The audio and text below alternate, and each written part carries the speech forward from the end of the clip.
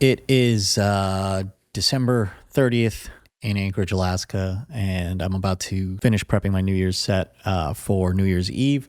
And while I was doing that, I was thinking about all the wonderful albums we had in 2024, and I wanted to talk about my favorite ones. So I'm going to share my top 10 albums along with a couple of my least favorite albums from the year.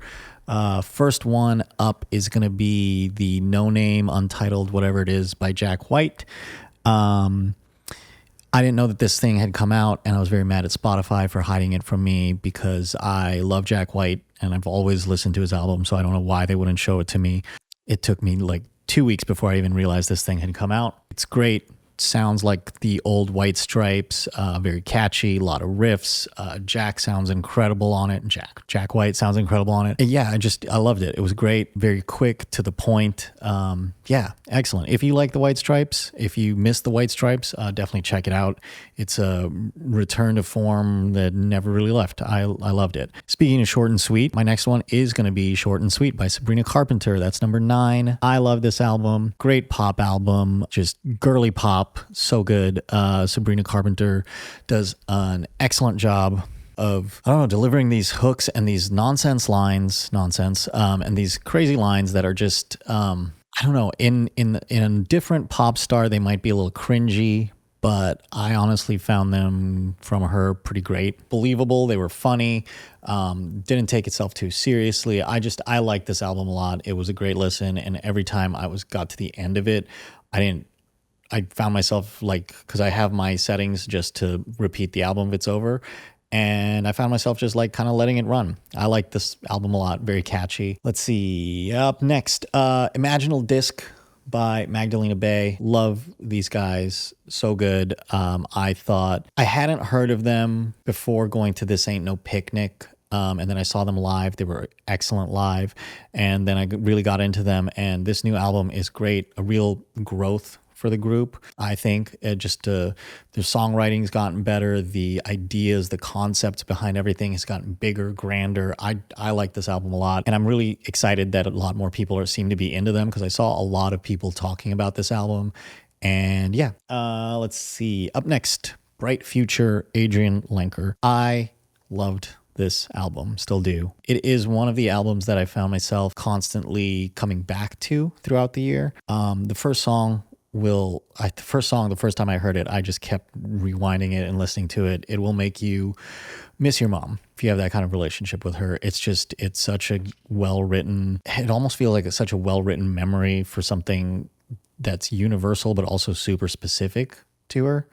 Yeah, I really, really enjoyed this album. And like I said, I've been coming back to it throughout the year, and I've even been coming back to it like recently, and it's just such good writing. I liked it a lot.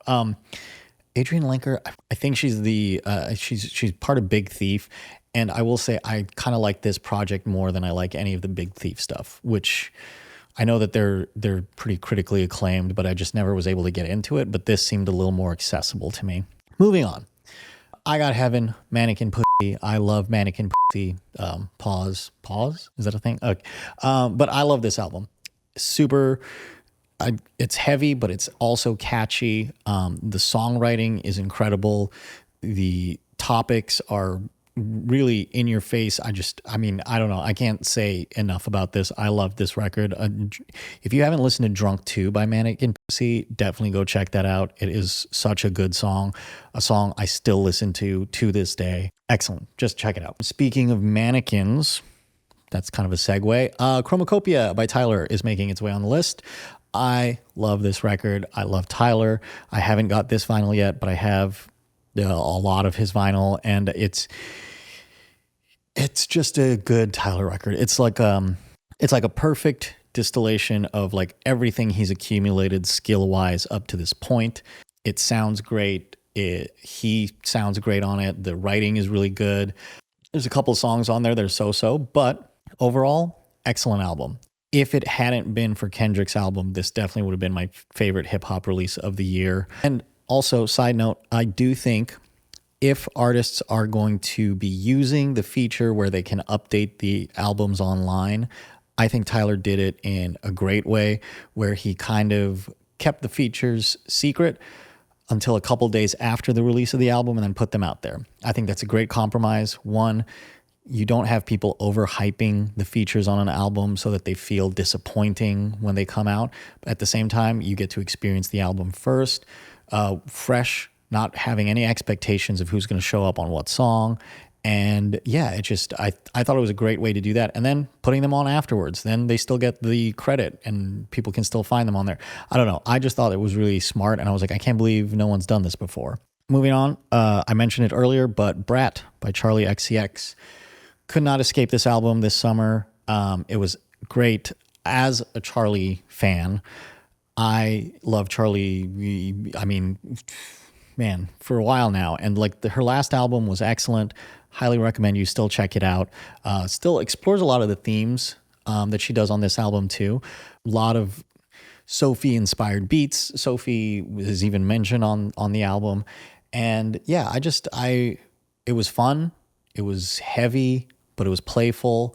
There's just a lot of things to say right about this album. I really applaud Charli XCX. And it's weird because I see people saying like it's like a comeback. I wouldn't say it's a comeback. She kind of went more like artsy and underground in a good way.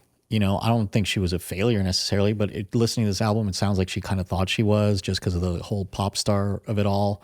But yeah, I don't know. It's a fascinating listen, wrapped up in a very catchy album. So yeah, I loved it. But I will say, this is a side note, one of my disappointments this year, to get a little serious here, one of my disappointments this year was the Sophie album.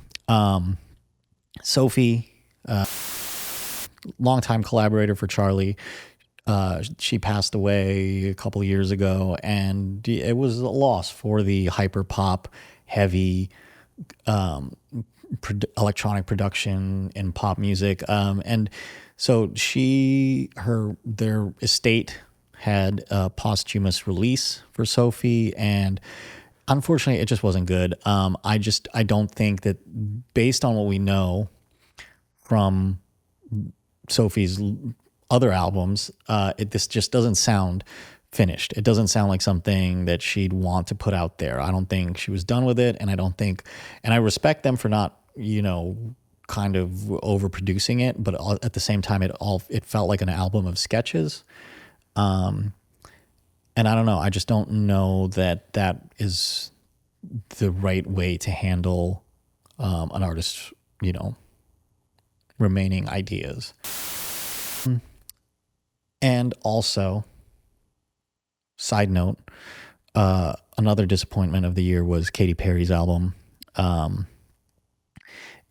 which I don't know if it would have been as glaring of a disappointment if we didn't have both Short and Sweet by Sabrina Carpenter and Brat by Charli XCX, because I think they were both able to pull off what Katy Perry feels like. Like, it feels like she's not in on the joke anymore. It feels very forced, and I don't know. It doesn't feel earnest. I don't know. There's just something off about the whole Katy Perry's release. That album was really a disappointment, because I love Katy Perry. Like, the old songs still work for me when I DJ, and I still like listening to them. But man, this new album was just a slog.